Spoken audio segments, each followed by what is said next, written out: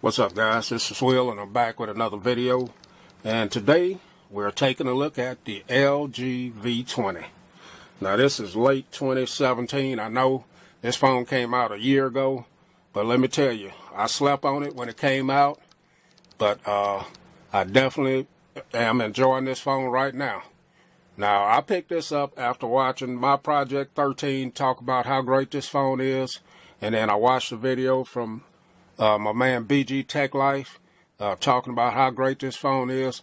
Those two guys really love this device, so after my LG G4 bit the dust, did the boot loop on me, I decided to pick up another LG device, and I didn't want the V30, so I ended up picking this device up after watching them their videos and giving their opinion on this device. One of the main reasons I kept the G4 around so much was because of this feature right here, the IR blaster.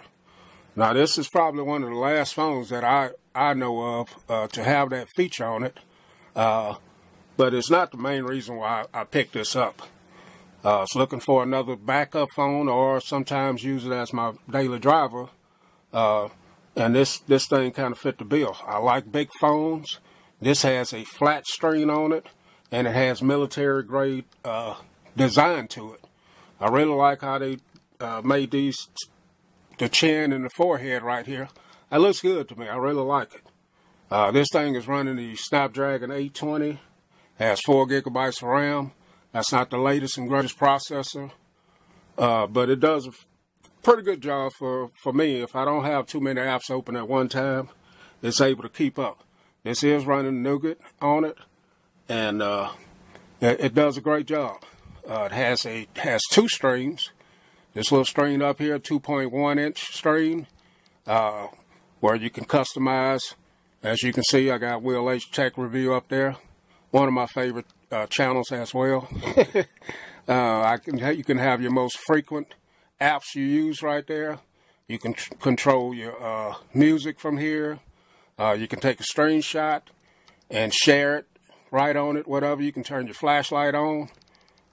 This stuff, even when the screen is off, that stuff is still accessible. So that's a good deal. That's kind of like your always on display right there. And I really like that part of it. Now the main screen is 5.7 inch. This is an IPS LCD screen. The resolution is 2560 by 1440, and it's a great display. It shows great colors, very vibrant, and but one thing about it, it's not that bright.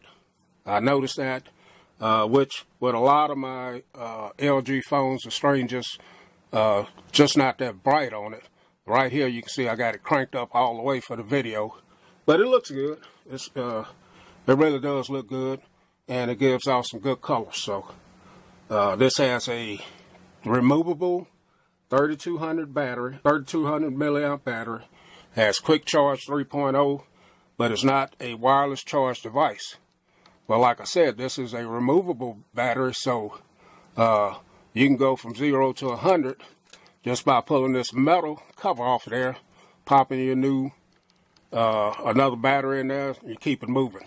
This has 64 gigabytes of onboard storage with a micro SD card slot, so you can have plenty of memory on this device with no problems. The cameras take great pictures and videos. The back of it, it has a 12 megapixel and an 8 megapixel camera. You can get great shots with it.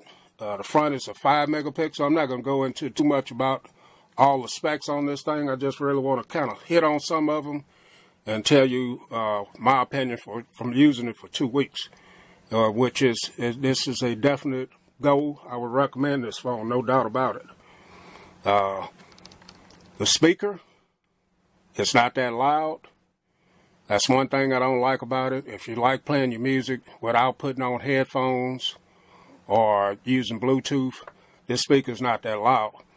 Now, when you plug into the 3.5 millimeter headphone jack, wow, with some quality earphones, that DAC, that hi-fi DAC in there, it's gonna let you know. It's gonna tell the truth.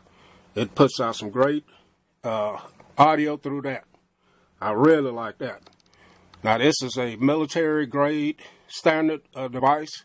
I really like the feel of it in my hand. I like this flat string.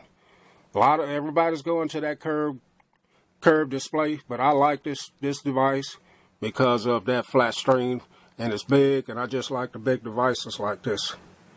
It has a lot of great features. That's one of them. Double tap to turn it back on. It has a great fingerprint reader here and / power button, but it works great. As you can see, I just barely touch it to come back on. This thing makes great phone calls. Very clear. Haven't had any drop calls, anything like that. It's speedy. No crashes, force closes, anything like that. You have the ability to have a app tray, or you can leave it without the app tray. It's very customizable. I'm using the stock launcher on here, which a lot of people say it looks kind of cartoony. I agree, but it does work, and this launcher is very customizable. Yeah, but anyway, guys, this is a great device. I really have been enjoying it since I picked it up. I picked this up off of Amazon.com. I got it for $315. When you look at some of the phones that are out there from $500 down, this was a flagship device last year. This would be a pretty good device to pick up, man. So maybe consider it if you're looking for another device to either be your daily driver or a backup phone. The Essential phone, which I also have, is a great device. But you can get this cheaper. And to me, it has a lot more features than that phone. But, you know, you just have to choose what you want. Anyway, guys, thanks for watching. That's my look at this phone for using it 2 weeks. LG V20, boss to me. Catch y'all in the next